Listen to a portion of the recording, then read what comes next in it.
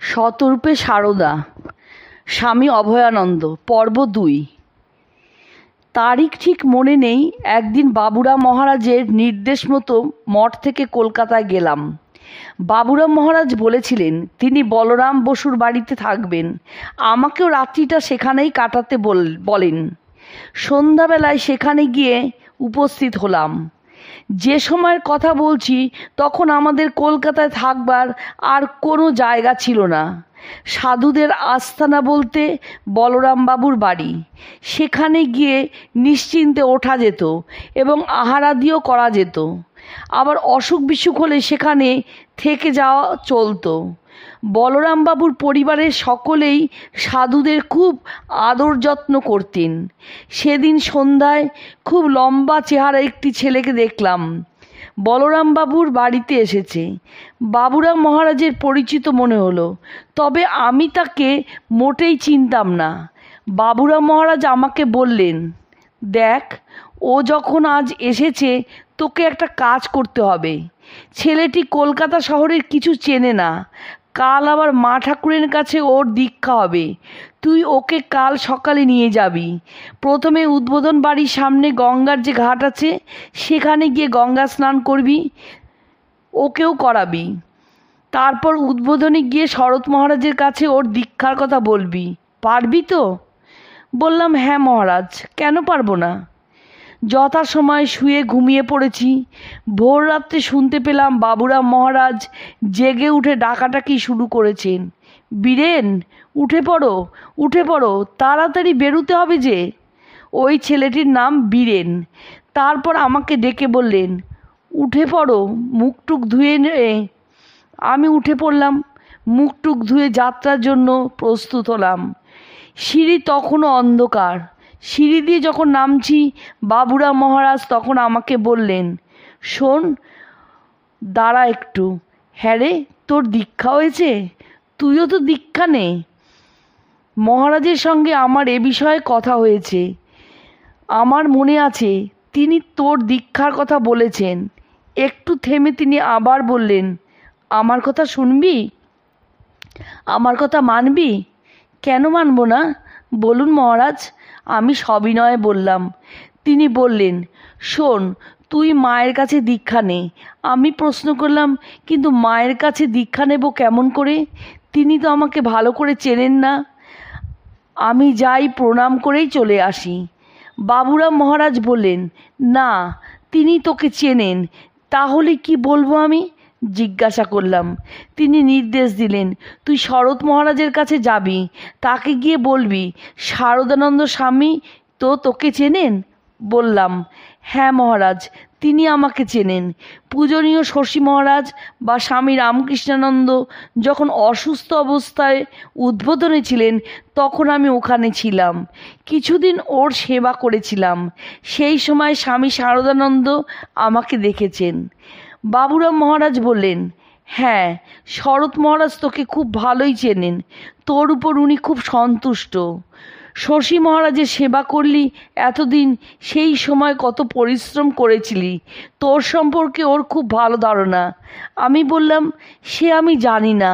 তিনি বললেন, যাই হোক, ওকে সঙ্গে নিয়ে যা, আর তোর নিজের জন্য নতুন কাপড় নিয়ে যা। দুজনে গঙ্গা স্নান করে উদ্বোধনে গিয়ে শরৎ মহারাজের সঙ্গে দেখা করবি।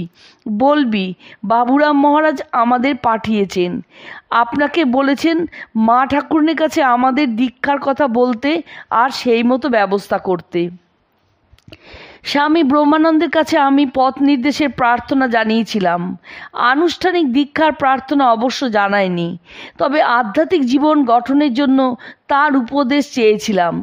তাছাড়া এই মঠে তারই সঙ্গে আমার প্রথম পরিচয়, তাই তার নিকট দীক্ষালাভের একটি আকাঙ্ক্ষাও মনে থেকে গিয়েছিল।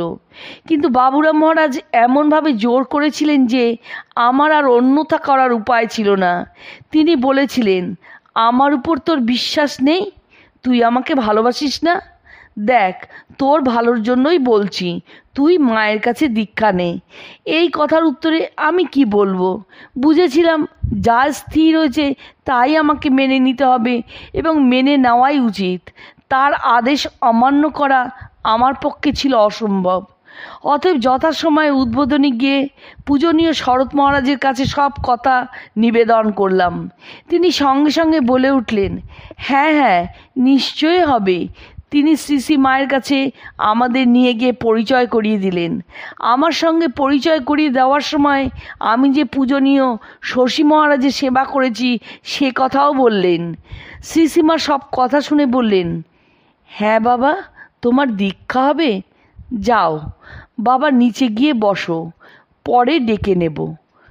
যথাসময়ে দীক্ষা আরম্ভ হলো এবং একে একে আমাদের ডাক আসতে লাগলো।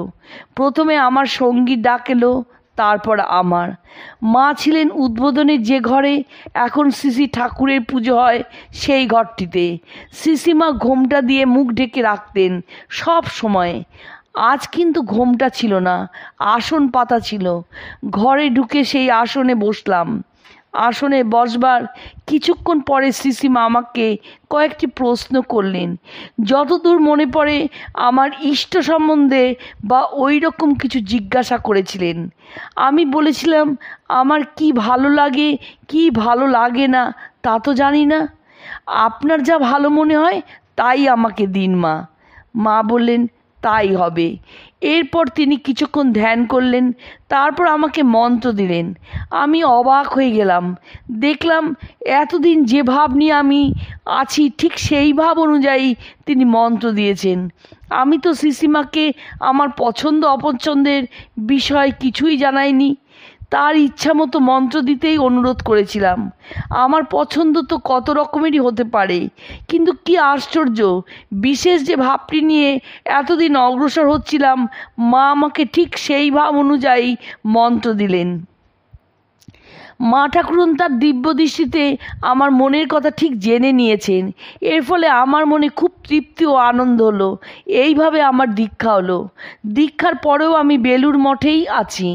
গঙ্গার এপারে আছি আমরা, ওপারে শ্রীমা আর তার লীলা সঙ্গী ও সঙ্গিনীরা। এখনকার মতো তখন ইচ্ছা মতো মঠ থেকে বেরিয়ে কোথাও যাতায়াত করা যেত না। তাছাড়া মঠের গাড়িও ছিল না। কাজেই ইচ্ছা হলে শ্রীমাকে যে দর্শন করব সেটি তখন সম্ভব ছিল না। তবে যখন বাবুরাম মহারাজ আমাকে কোনো কাজের জন্য কলকাতায় পাঠাতেন তখনই বলে দিতেন মায়ের বাড়িতে প্রসাদ পাবে আর ওখানে গিয়ে শ্রীমাকে প্রণাম করবে।